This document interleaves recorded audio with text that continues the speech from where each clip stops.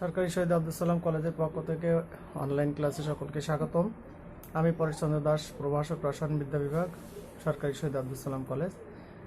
আমাদের আজকের আলোচ্য বিষয় রসায়ন প্রথম পত্রের দ্বিতীয় অধ্যায় তৃতীয় অধ্যায় থেকে আলোচনা করব। আমরা আজকের আলোচ্য বিষয় হচ্ছে ইলেকট্রন আসক্তি এবং ইলেকট্রন আসক্তির উপর বিভিন্ন নিয়ামকের প্রভাব।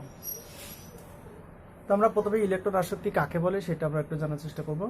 ইলেকট্রন আসক্তি বলতে মূলত আমরা বুঝি যে গ্যাসীয় অবস্থায় কোনো মৌলের এক মোল বিচ্ছিন্ন পরমাণুর প্রত্যেকে যদি একটি করে ইলেকট্রনের সঙ্গে যুক্ত হয়ে এক মোল একক ঋণাত্মক আয়নে পরিণত হয়, তাহলে এক্ষেত্রে যে পরিমাণ শক্তি নির্গত হয়, অর্থাৎ ওই এক মোল গ্যাসীয় পরমাণু কর্তৃক যে পরিমাণ শক্তি নির্গত হয়, সেই নির্গত শক্তি হচ্ছে ওই মৌলের ইলেকট্রন আসক্তি।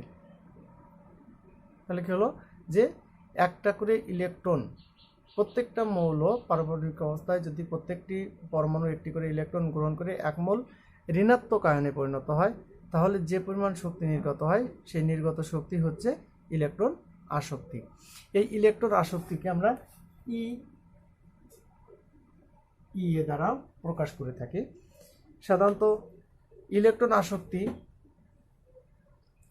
মান ঋণাত্মক হতে পারে, ধনাত্মক হতে পারে, আবার শূন্যও হতে পারে।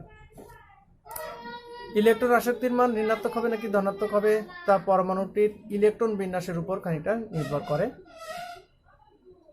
এবং পরমাণুর যে ঋণাত্মক আয়নে পরিণত হয় সে আয়নের স্থায়িত্বের উপরও নির্ভর করে।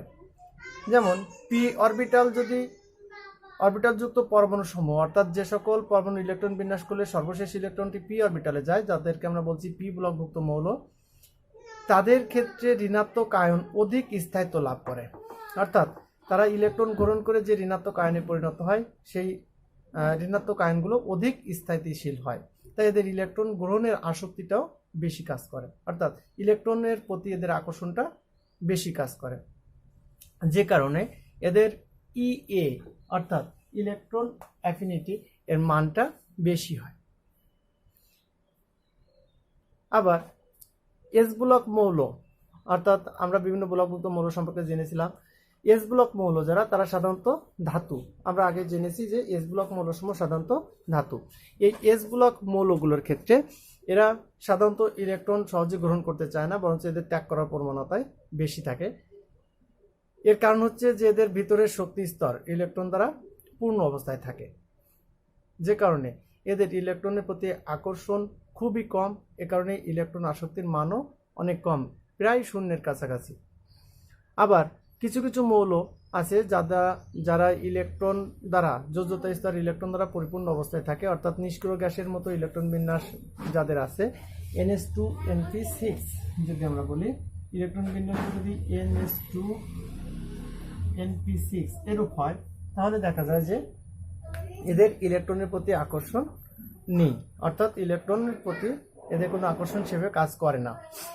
কারণ এটা এদের নিউক্লিয়াসটা এই ইলেকট্রন মেঘ দ্বারা অবরুদ্ধ হয়ে থাকে বা রুদ্ধ হয়ে যায়। এ কারণে ইলেকট্রন আসক্তির মান অনেক বেশি হয়। এদের ক্ষেত্রে ইলেকট্রন আসক্তির মান অনেক বেশি। ইলেকট্রন আসক্তির মান অনেক বেশি না, আমরা এটাকে বলছি ইলেকট্রন আসক্তির মান হচ্ছে ধনাত্মক হয়ে যায়। অর্থাৎ এদের কাছ থেকে ইলেকট্রন যদি সরাতে হয়, তাহলে শক্তি নির্গত হওয়ার পরিবর্তে ওদেরকে আরো শক্তি দিয়ে আমাদেরকে ইলেকট্রনটাকে সেখানে সংযুক্ত করতে হয়, যে কারণে তাদের ইলেকট্রন আসক্তির মানটা ধনাত্মক হয়ে যায়। এখন ইলেকট্রন আসক্তি যে সকল নিয়ামকের উপর নির্ভর করে, আমরা যদি একটু সেগুলো নিয়ে হালকা আলোচনা করব। সেটা হচ্ছে, যেমন আমরা বলি যে পরমাণুর আকার বৃদ্ধি পেলে ইলেকট্রন আসক্তির মান হ্রাস পায়।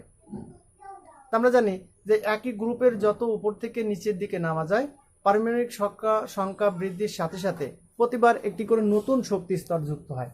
যেমন আমরা যদি 17 নম্বর গ্রুপের কথা চিন্তা করি, ফ্লোরিন, ক্লোরিন, ব্রোমিন, আয়োডিন, উপর থেকে যত নিচের দিকে যাওয়া যায়, দেখা যায় যে ফ্লোরিনের হচ্ছে 2s2 2p5 যোজ্যতা স্তরের ইলেকট্রন বিন্যাস, এর হচ্ছে 3s2 3p5, 4s2 4p5, 5s2 5p5। অর্থাৎ আমরা যদি একটু দেখি যে প্রতিবার উপর থেকে যত নিচের দিকে যাচ্ছি, প্রতিবার একটি করে নতুন শক্তি স্তর যুক্ত হচ্ছে, ফলে নিউক্লিয়াস থেকে যোজ্যতা স্তরের দূরত্ব, যোজ্যতা স্তরের যে ইলেকট্রন, সেই ইলেকট্রনের দূরত্ব বৃদ্ধি পাচ্ছে। ফলে নতুন করে যখনই আমি কোনো ইলেকট্রনকে সেখানে দিতে যাব, তখন নিউক্লিয়াস কর্তৃক আকর্ষণটা সেটা ধীরে ধীরে হ্রাস পাবে। এ কারণে উপর থেকে নিচে গেলে একই গ্রুপে পারমাণবিক সংখ্যা বৃদ্ধির সাথে সাথে সাধারণত ইলেকট্রন আসক্তির মানটা হ্রাস পায়। কিন্তু আমাদের এই ক্ষেত্রে আবার একটু আমরা আরো একটা টপিক দেখি। একই গ্রুপ হলেও ইলেকট্রনের ঘনত্বের উপরে, আবার যোজ্যতা স্তরে যে ইলেকট্রনের ঘনত্ব, সেই ইলেকট্রন ঘনত্বের উপর ইলেকট্রন আসক্তির মানটা খানিকটা নির্ভর করে। তাহলে আমরা যদি পারমাণবিক আকারের হিসাব করি, তাহলে আমাদের এক্ষেত্রে ক্রোমোটা হওয়ার কথা ফ্লোরিন, ক্লোরিন, ব্রোমিন, আয়োডিন। কিন্তু ইলেকট্রন ঘনত্ব যদি কোথাও খুব বেশি হয়ে যায়, তাহলে আমরা জানি যে সমধর্মী আধান পরস্পরকে বিকর্ষণ করবে। বাইরে থেকে যদি নতুন ইলেকট্রন আমরা সেখানে আনতে চাই, তাহলে সেক্ষেত্রে বিকর্ষণ বলটা অধিক কার্যকরী হয়ে থাকে।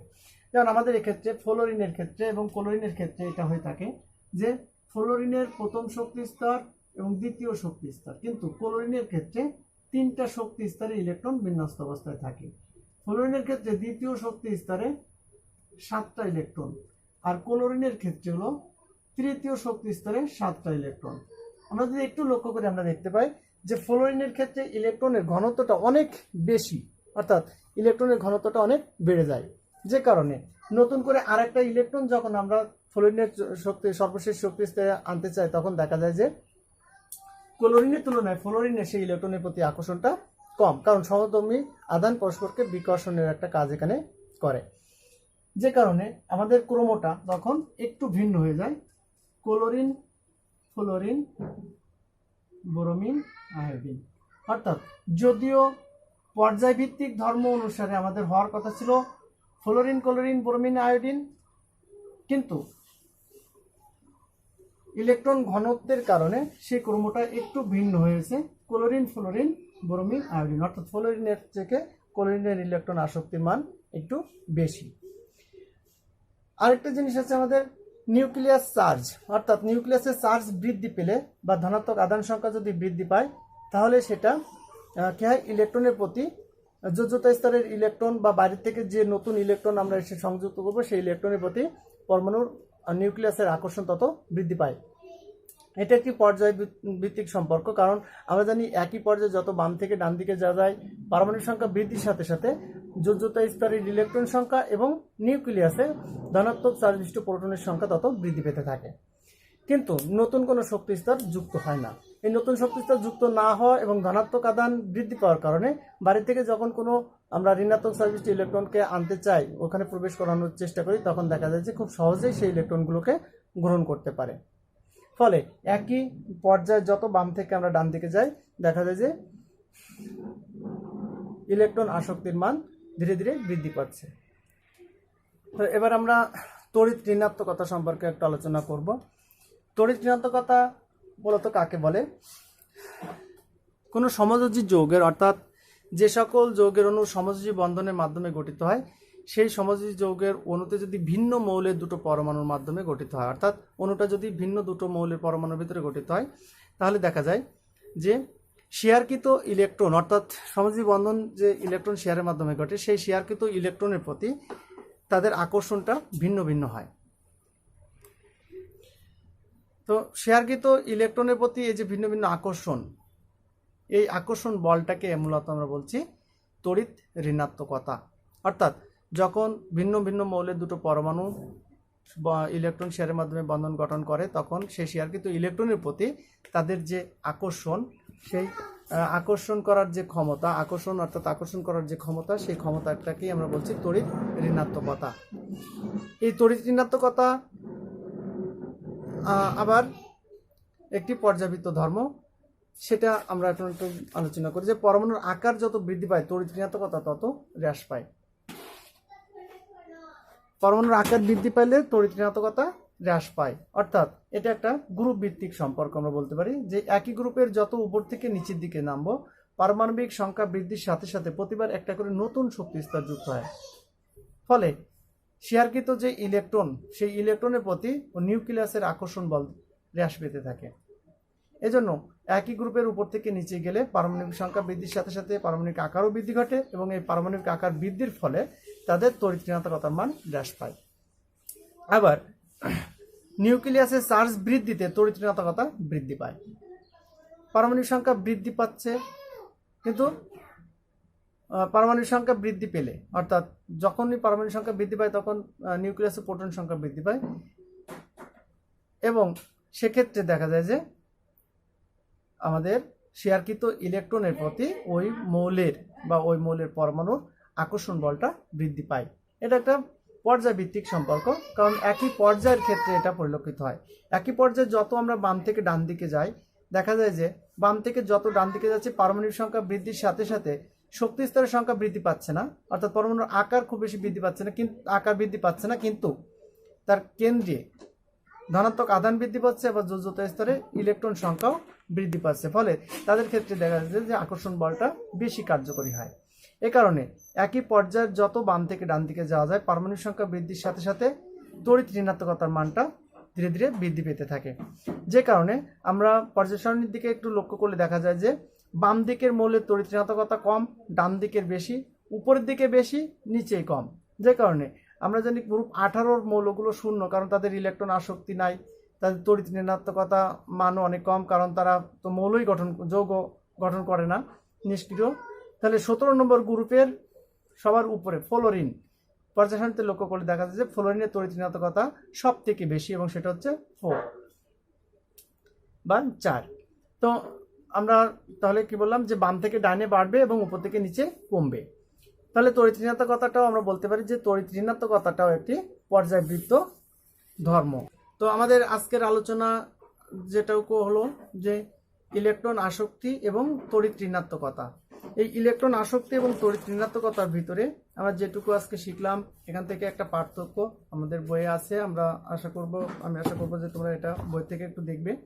তো এই দুটোর ভিতরে কি কি তুলনা বা কি কি পার্থক্য আছে সেটাও ওখান থেকে দেখবে। আমরা আগামী ক্লাসে আমাদের পরবর্তী যে টপিকসটা আছে আমরা সেটা নিয়ে আলোচনা করব। সেটা হচ্ছে যে বিভিন্ন অরবিটাল সমযোজী বন্ধনে কিভাবে অংশগ্রহণ করে বা বন্ধন গঠন করে সেগুলো। তো সকলে ভালো থেকো, সুস্থ থেকো, সবাইকে ধন্যবাদ।